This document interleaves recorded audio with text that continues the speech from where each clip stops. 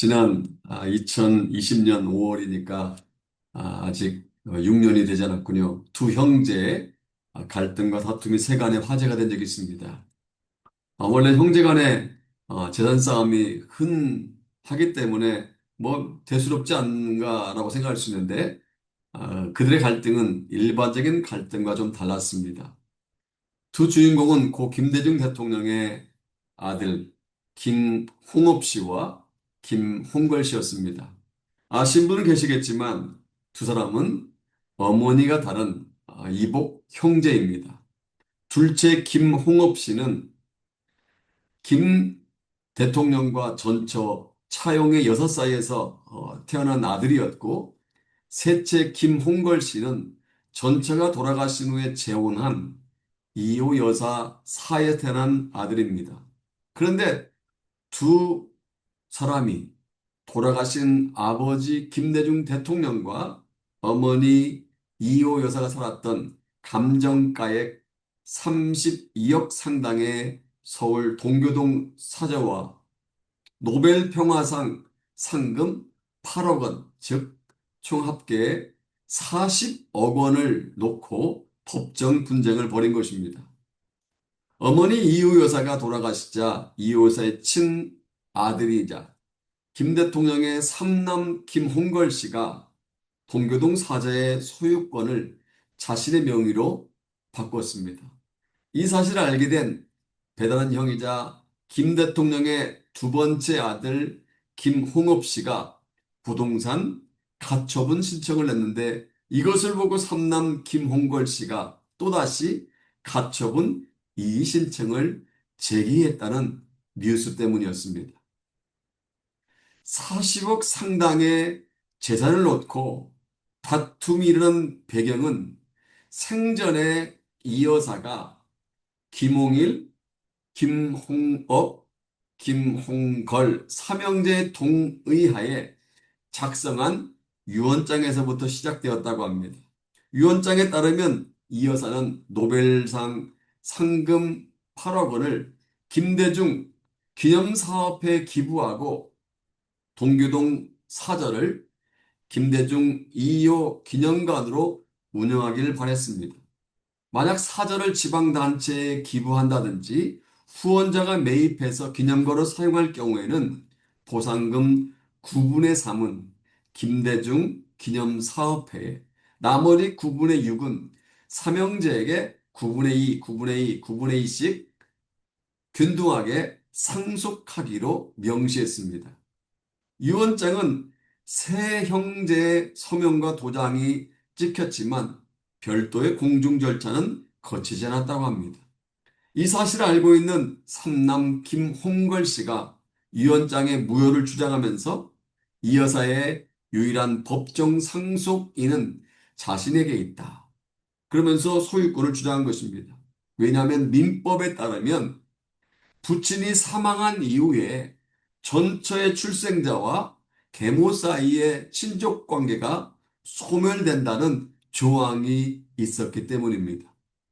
반면에 김홍업 씨는, 이남 김홍업 씨는 삼남 김홍걸 씨에게 내용 증명을 두 차례나 발송하면서 유언장 이행을 요구하면서 세간에 알려진 것입니다.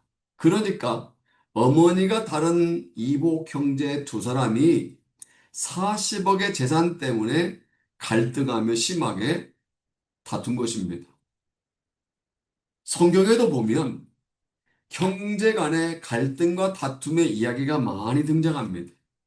아담과 하와의 장남 가인은 하나님께서 자기에 드린 재산은 받지 않으시고 동생의 재산을 받으시는 걸 보고 질투하다가 동생 아벨을 살해하는 일까지 벌였습니다. 이삭의 장남인 에서는 동생이 자신의 배고픔을 이용해서 장자권을 탈취하고 연로하신 아버지를 속여 장자의 축복을 받았다는 말을 듣고 동생 야곱을 죽이려고 했습니다. 오늘 본문의 주인공 요셉도 이와 좀 비슷한 인생을 살았습니다. 복잡한 가정에서 태어났고 배다른 형제들 사이에서 자랐습니다. 하지만 김홍업 씨와 김홍걸 씨는 두 사람의 관계입니다. 또한 가인과 아벨 역시 두 형제 갈등입니다. 에서와 야곱 역시 두 형제 사이의 갈등입니다. 반면에 본문에 등장하는 요셉은 그들과 차원이 달랐습니다. 그는요, 의붓 어머니가 세 명이나 되었고, 친어머니는 그가 어렸을 때 일찍 세상을 떠나고 말았습니다. 그는 배다른 10명의 형들 틈에서 시기와 질투와 갈등 속에 어린 시절을 보내야 했습니다. 그리고 이복 형들의 미움을 받아 절망의 구덩이에 던져지기도 하고 인심 매매목에 팔려 다른 나라로 끌려가기도 했습니다. 나중에는 어느 가정에 살림을 돌보는 종이 되었다가 감옥에까지 들어가게 되었습니다. 그는 불행할 수밖에 없는 환경, 절망할 수밖에 없는 환경에 살았음에도 불구하고 절망하지 않았고 어떤 시련에도 굴복하지 않았고 나중에는 주위 사람들에게 복덩이가 되는 그런 인생을 살게 됩니다. 어쩌면 요셉은 우리에게 우리의 삶에 우리 인생에게 모델이라고 말할 수 있습니다. 그렇다면 우리가 도대체 요셉의 어떤 면을 본받아야 할까요? 구체적으로 요셉은 어떠한 사람이었을까요? 오늘 본문에는 세 가지 모습, 요셉의 세 가지 모습이 언급되어 있습니다. 첫째로 요셉은요, 주위 사람들에게 받은 사람입니다. 그가 형들의 미움을 사서 애굽에 팔려가 첫 번째 거주하게 된 곳이 보디발의 집이었습니다. 보디발은 애굽 왕의 시위 대장, 오늘날로 말하면 대통령 경호실장 정도 되는 높은 직위에 있는 실세 중의 실세입니다. 요셉은 그에게 인정을 받았고 신뢰를 받았습니다. 다 같이 4절 말씀 볼까요? 같이 읽겠습니다. 요셉이 그의 주인에게 은혜를 입어 섬김에 그가 요셉을 가정 총무로 삼고 자기의 소유를 다 그의 손에 위탁하니. 여기 은혜, 그의 주인에게 은혜를 입었다 할 때 은혜란 단어를 현대인의 성경에서는 신임이라고 번역해 놓았습니다. 그러니까 그 주인이 요셉을 신임하여 자기 가정 총무로 삼고 가정의 모든 일과 자기의 모든 소유를 다 그에게 일임했다, 맡겼다는 뜻입니다. 사실 어떤 사람이든지 자기의 소유를 쉽게 맡기지는 못합니다. 맡기려면 신뢰할 수 있어야, 믿을 수 있어야 합니다. 자기 집안의 모든 일을 아무에게 맡길 수 있습니까? 그런데 주인이 요셉을 전적으로 신뢰했기 때문에 모든 소유를 맡긴 것입니다. 6절에서 말씀하고 있는 것을 보면 주인은 자기가 먹는 음식물을 주의한 모든 것을 맡길 정도로 요셉을 신뢰했습니다. 쉽게 말하면 요즘으로 각색해서 설명하면 이런 말입니다. 주인이 요셉에게 예금 통장, 주식, 채권, 집문서, 논문서, 인감도장 등 모든 것을 다 맡길 정도로 신뢰했다는 의미입니다. 그런데 어느 날 주인의 아내의 유혹을 물리친 요셉이 억울하게 누명을 쓰고 감옥에 갇히게 됩니다. 다 같이 22절과 23절 같이 읽어볼까요? 간수장이 옥중 죄수를 다 요셉의 손에 맡김으로 그 재반 사물을 요셉이 처리하고 간수장은 그의 손에 맡긴 것을 무엇인지 살펴보지 아니하였으니 이는 여호와께서 요셉과 함께 하심이라. 여호와께서 그를 범사에 형통하게 하셨더라. 여러분 질문하겠습니다. 요셉이 지금 어떤 신분의 상태입니까? 죄수입니다. 감옥에 갇혀 있는 중죄인입니다. 그럼에도 불구하고 요셉은 교도소 소장에게 인정을 받았다는 것입니다. 그가 얼마나 인정을 받았는지 교도소 소장은 교도소의 모든 일들을 다 요셉의 손에 맡겼다는 것입니다. 그리고 그가 맡긴 것은 무엇이든지 참견하지 않았다는 것입니다. 이처럼 요셉은요, 고향에서 애국으로 이주해온 이민자로서 자유가 없는 종으로서 교도소에 갇힌 죄인으로서의 신분이었지만 항상 주위 사람들에게 신뢰받은 사람이었다는 것입니다. 믿을 수 있는 사람이었다는 것입니다. 옛날 어느 마을에 별로 멀지 않은 곳에서 양떼를 지키고 있는 양치기 소년이 심심해서 장난으로 소리쳤습니다. 늑대가 나타났다. 소년의 그런 장난에 마을 사람들은 소년과 양들을 구하러 몇 번이나 뛰어왔지만 소년의 거짓말에 화를 내며 돌아서야 했습니다. 오늘 정말로 늑대가 나타나다 소년이 외칩니다. 늑대가 나타났다. 아무리 소리쳐도 소년을 도와주러 오는 마을 주민은 없었습니다. 늑대는 소년의 양들을 다 잡아먹어 버렸습니다. 이것이 우리가 어릴 때부터 들었던 양치기 소년 이야기입니다. 거짓말을 밥 먹듯이 하다 보면 그가 아무리 진실을 말해도 주위에서 믿어주지 않는다는 것입니다. 신뢰는요, 인간 생활의 가장 기본이 되는 요소 가운데 하나입니다. 우리가 선장을 신뢰하기 때문에 낚싯배를 타고 바다로 나갑니다. 기관사를 신뢰하기 때문에 KTX를 타고 부산으로 내려가고, 기장을 신뢰하기 때문에 비행기를 타고 호주로 여행을 떠납니다. 또한 중국집 주인을 신뢰하기 때문에 그곳에 가서 자장면과 짬뽕을 먹습니다. 동네 빵집의 주인을 신뢰하기 때문에 빵을 주문하고, 카페 바리스타를 신뢰하기 때문에 카페에 가서 커피를 마십니다. 더 나아가 남편을 신뢰하기 때문에 남편이 운전하는 차를 타고 가고, 아내를 신뢰하기 때문에 아내가 요리한 음식을 먹습니다. 가정에서, 가정입니다. 만약 신뢰가 무너지면 어떻게 될까요? 가정과 직장과 사회가 무너지고 맙니다. 교회도 만약에 신뢰가 무너지면 교회도 무너지게 되어 있습니다. 먹기만 하면 병원 시세를 지게 하는 식당에 가서 어떻게 음식을 먹겠습니까? 어떻게 커피를 마시겠습니까? 시도 때도 없이 사고를 일으키는 기관사라면 어떻게 안심을 하고 KTX에 오를 수가 있겠습니까? 믿을 수 없는 목사, 거짓말을 밥 먹듯이 하고 신뢰를 잃은 목사에게 어떻게 말씀을 듣겠습니까?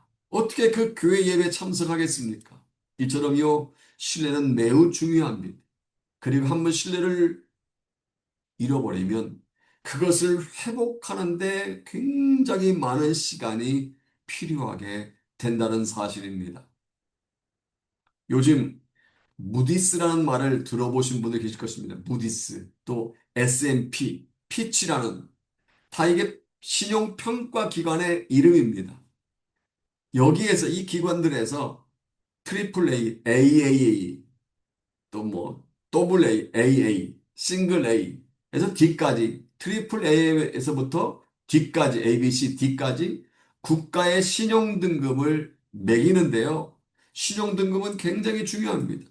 신용 등급이 한 단계 내려갈 때마다 그 나라의 국가 경제는 상당히 타격을 입습니다. 반대로 신용 등급이 한 단계 올라갈 때마다 국가의 경제는 활력을 가지게 됩니다.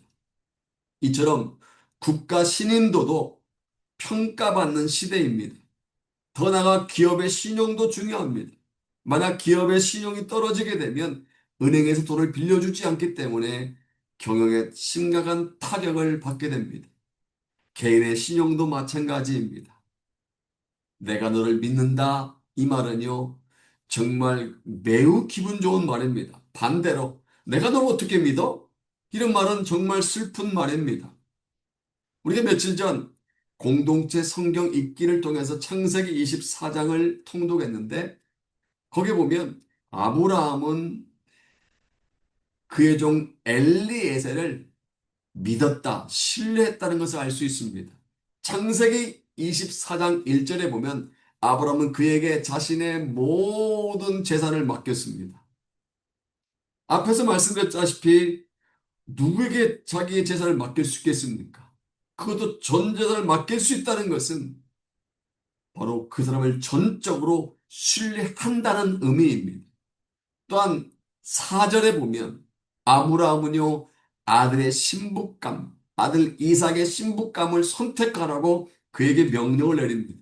여러분, 이삭이 아브라함에게 어떤 아들입니까? 100세에 어렵게 낳은 아들입니다. 눈에 넣어도 아프지 않을 만큼 애지중지하는 귀하고 귀한 아들입니다. 그런데 아브라함은 그 아들의 신부감을 택하는데 전권을 부여할 만큼 그 늙은 종 엘리에셀을 신뢰한 것입니다. 본문으로 다시 돌아와서 요셉은요, 주위 사람에게 신뢰를 받고 있던 사람입니다. 요셉은 애굽의 종으로 팔려왔음에도 불구하고 제수의 신분임에도 불구하고 항상 주위 사람들에게 인정을 받고 신뢰를 받았습니다. 여러분 이 시간 우리를 돌아봤으면 좋겠습니다. 여러분들은 주위 사람들에게 신뢰받는 사람입니까? 삶의 현장에서 인정을 받고 있습니까?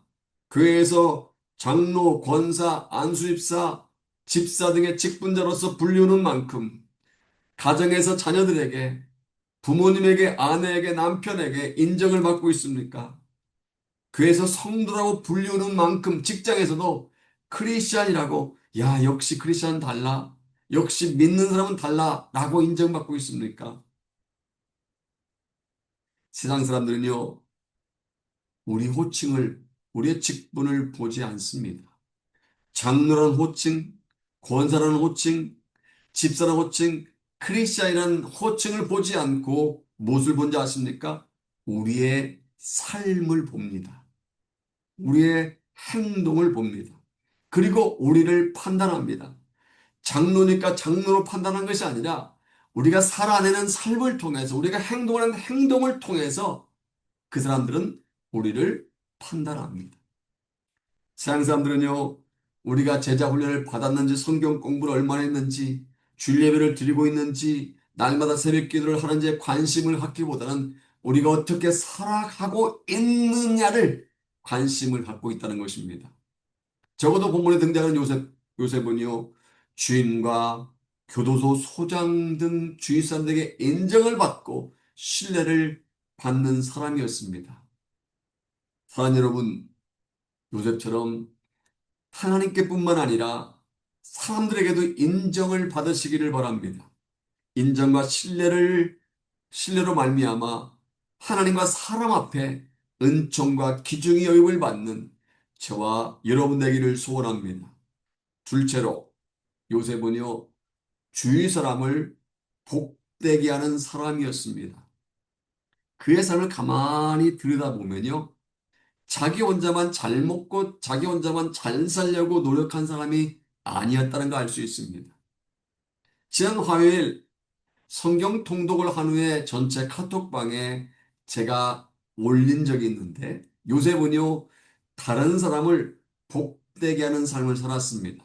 다 같이 5절 말씀 함께 읽어볼까요? 같이 읽겠습니다.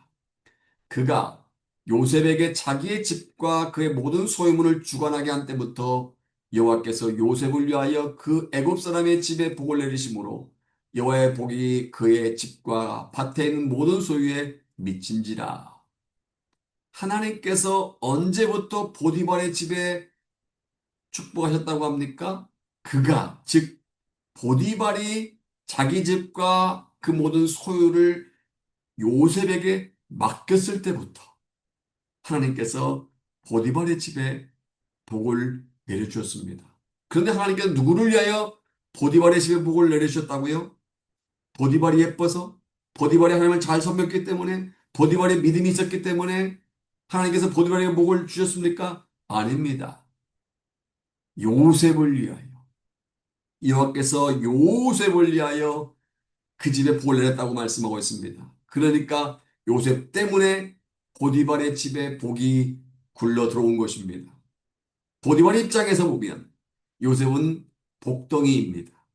복덩이인 요셉이 자기 집으로 굴러 들어온 것입니다.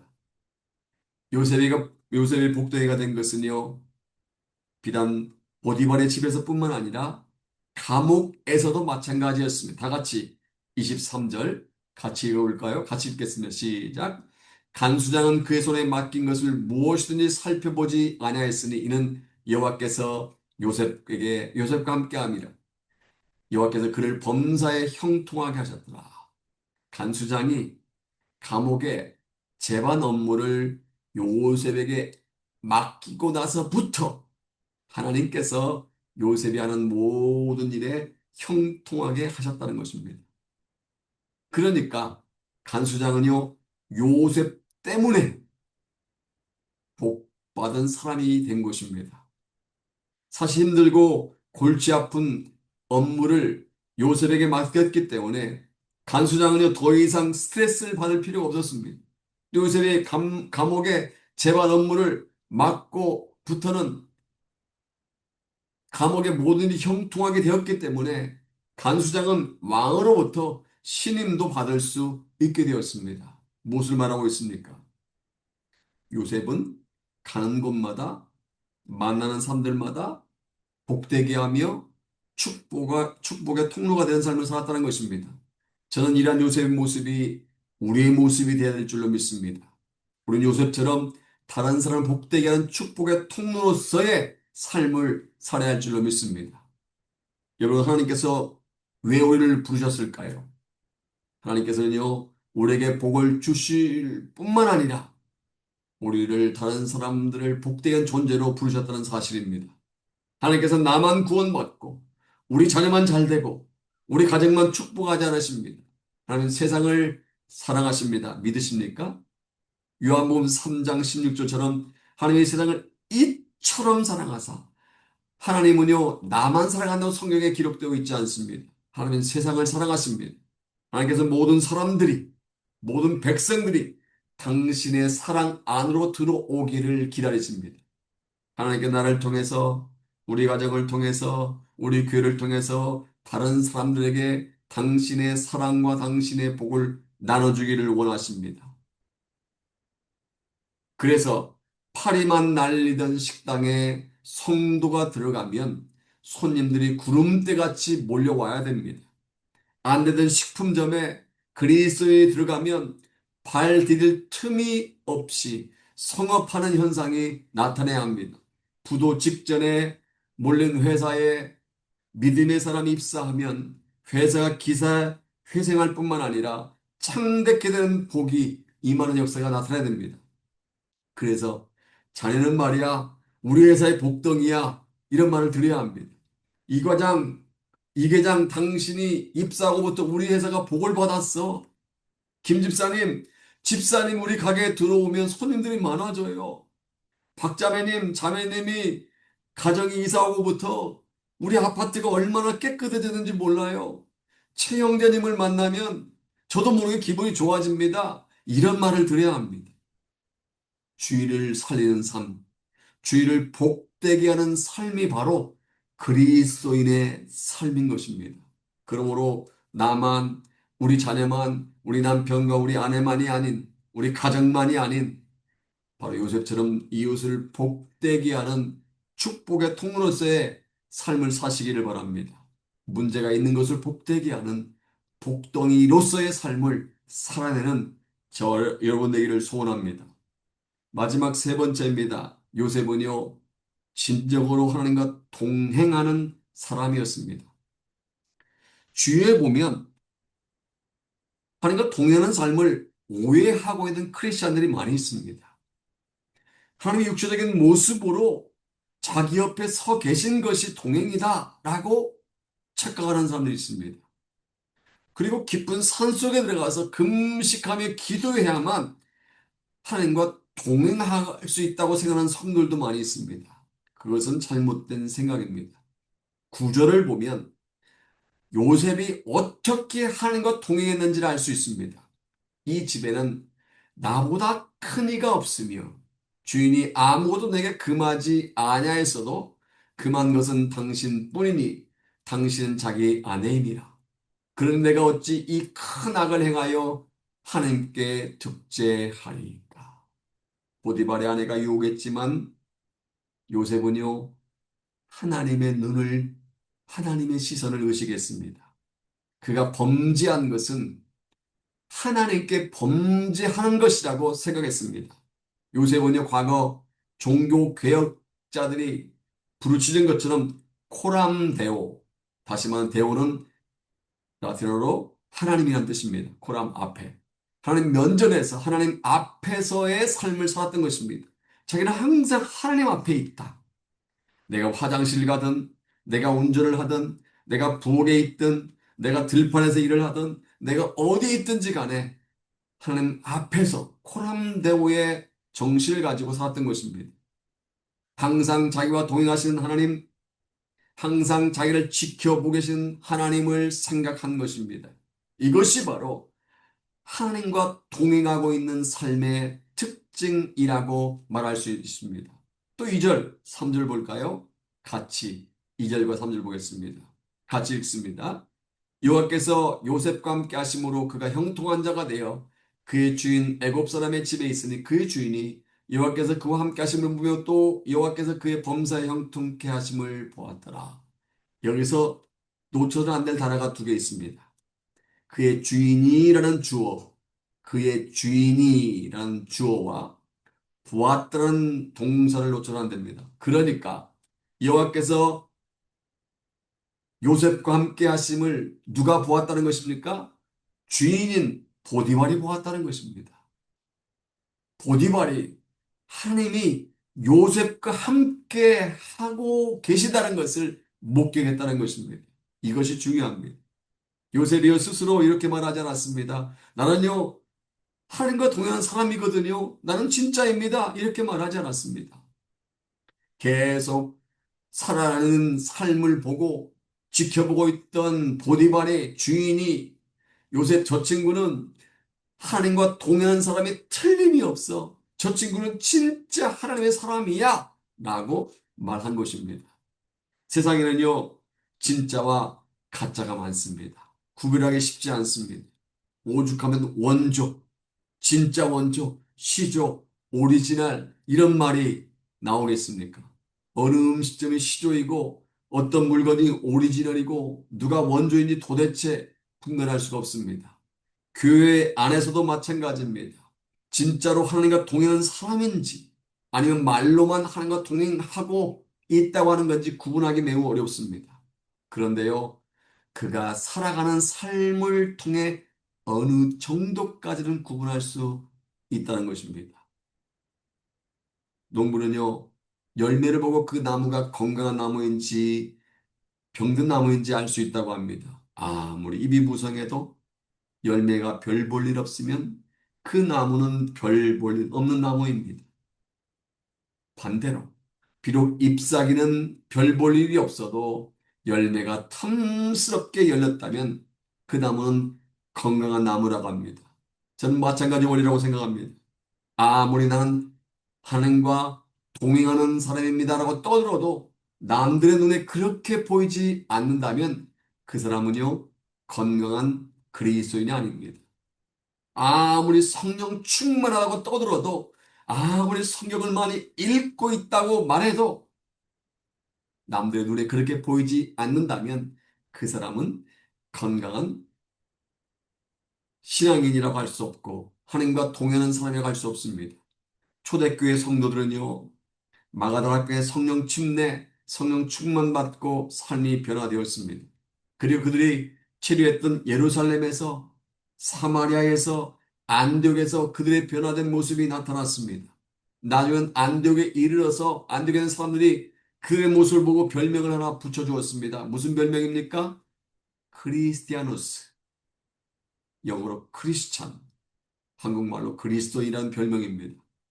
그 말은 예수를 따르는 무리, 그리스도를 쫓는 무리, 작은 예수 이런 의미가 있습니다. 그들 스스로 우리는요 그리스도인입니다 라고 이름을 붙인 것이 아니라 저들은 그리스도인입니다 라고 세상 사람들이 그들을 불렀던 것입니다. 오늘 본문에서도 요셉이 스스로 나는 하나님과 동행한 사람입니다 라고 말하는 것이 아니라 보디발의 요셉을 보고 저 친구는 진정으로 하나님과 동행하는 사람이야 라고 인정한 것입니다. 그러므로 요셉처럼 내가 말하지 않아도 내가 표현하지 않아도 하나님과 동행하는 사람이라고 인정을 받는 삶을 사시기를 바랍니다. 진정으로 하나님과 동행하는 저와 여러분 되기를 바랍니다. 사랑하는 하모니가 여러분, 이제 카디자 윌리엄스라는 한 여성을 소개하고 말씀을 뵙겠습니다. 1991년에 태어났기 때문에 이제 35 정도밖에 되지 않는 여성입니다. 그녀가 태어난 곳은 뉴욕 브루클린 거리의 더럽고 불결한 쓰레기 더미였습니다. 더 놀라운 것은 그녀의 엄마는 당시 불과 14살의 흑인 소녀였습니다. 그녀 형편이 어려웠기 때문에 매춘부와 마약상들이 들끓는 거리의 쓰레기통 더미에서 지내면서 먹을 것을 구하는 노숙자였습니다. 말이 좋아 노숙자였지 사실은 아무것도 없는 뉴욕 거리의 거지였습니다. 어려운 가정 형편으로 인해서 엄마와 함께 노숙자 쉼터와 값싼 모텔을 전전했기 때문에 12학년을 마치는 동안 무려 12곳의 학교를 다녔다고 합니다. 그러니까 흙수저는커녕 수저 같은 것은 아예 구경하지 못한 채 살았다고 해도 과언이 아닙니다. 하지만 그녀는 자신의 인생을 포기할 생각은 추호도 없었습니다. 그는 반드시 성공할 것이다 라고 굳게 다짐을 합니다. 그리고 닥친 대로 책들을 읽었고 뉴욕 거리에 버려진 신문이란 신문은 다 독파하면서 자신의 길을 향해 나아갔다고 합니다. 그 결과 12년간의 공부를 마쳤을 때 무려 20개의 미국의 명문 대학으로부터 입학 허가서를 받아냈고 그 중에서 그녀는 하버드 대학을 선택합니다. 그리고 4년 동안 하버드 대학의 장학생으로 공부를 마치고 당당히 워싱턴 DC의 교육 분야 공무원이 되어서 집이 없어 방황하는 홈리스 어린이들, 노숙 어린이들을 돕고 있는 일을 하고 있다고 합니다. 이처럼 얼핏 보기에는요, 좋은 환경에서 성장한 사람이 성공할 것 같지만 좋지 못한 환경에서 성장한 사람도 그에 못지않게 성공하기도 합니다. 똑같이 가정 형편이 어렵지만 어떤 사람은 미국의 카디자 윌리엄스처럼 고위직 공무원에 되어 홈리스 어린이를 돕기도 하고 반대로 거리를 떠돌아다니는 거지가 되어 구걸하며 살기도 합니다. 똑같은 장소에서 똑같은 장사를 해도 흥하는 사람이 있는가 하면 망하는 사람이 있습니다. 우리는 무작정 환경만 탓해서는 안 됩니다. 세상에는요, 가난해서 가난뱅이가 된 사람도 있지만 가난했기 때문에 오히려 부자가 된 사람도 있습니다. 세상에는요, 질병에 걸려 인생을 포기한 사람들이 있는가 하면 질병에 걸려 오히려 인생에 성공한 사람도 있습니다. 세상에는 감옥에 들어가 더 흉악한 전과자가 된 사람이 있는가 하면 오히려 감옥에 들어가서 국무총리가 된 사람도 있고 대통령이 된 사람도 있습니다. 무엇을 말하고 있는 이야기일까요? 삶의 자세가 바뀌면 얼마든지 흙수저가 금수저가 될 수 있다는 것입니다. 아니, 삶의 자세를 바꿔서라도 흙수저 인생을 금수저 인생이 되게 해야 한다는 것입니다. 여러분, 처한 환경이 어렵습니까? 환경 탓만 하지 마시기 바랍니다. 수저 타령은 이제 그만하시기 바랍니다. 여러분 앞에 어떠한 환경이 주어졌든지 왜 하나님이 나에게 이러한 환경을 주었는가라고 하나님을 탓하지 마시기 바랍니다. 예수님의 리더십이란 책을 쓴 마이크 머독은 이렇게 말했습니다. 일상생활을 바꾸지 않는 한 인생은 바뀌지 않는다. 일상생활을 바꾸지 않는 한 인생은 바뀌지 않는다. 우리의 삶의 자세를 바꾸어야 우리 인생이 바뀐다는 것입니다. 환경을 바꾸려고 하기보다 삶의 태도, 삶의 자세를 바꾸어야 한다는 것입니다. 그러면 인생이 바뀐다는 것입니다. 오늘 요셉의 삶을 보십시오. 그는 참으로 불행할 수밖에 없는 환경에서 살았습니다. 절망할 수 있는 환경에서 살았습니다. 그럼에도 불구하고 절망하지 않고 불행하지 않았습니다. 오히려 주로부터 인정을 받을 만큼 신뢰를 쌓은 사람이었고, 주를 복되는 사람이었고, 항상 하나님과 동행하는 사람이었습니다. 여러분, 오늘날에도 요셉과 같은 사람을 하나님께서 찾으십니다. 바라기는 요셉과 같은 삶을 살아내는 김요셉, 이요셉, 박요셉, 조요셉, 정요셉 등 수많은 요셉과 같은 사람들이 이 자리에 나오기를 소원합니다. 예배를 드릴 때뿐만 아니라 매일매일 삶의 현장에서 항상 하나님과 동행하며 가정과 직장과 사업장 어디서든 인정받고 신뢰받으시기 바랍니다. 그리고 가는 곳마다 복덩이가 되어 만나는 사람을 복되게 하는 저와 여러분 되시기를 주님의 이름으로 축복합니다.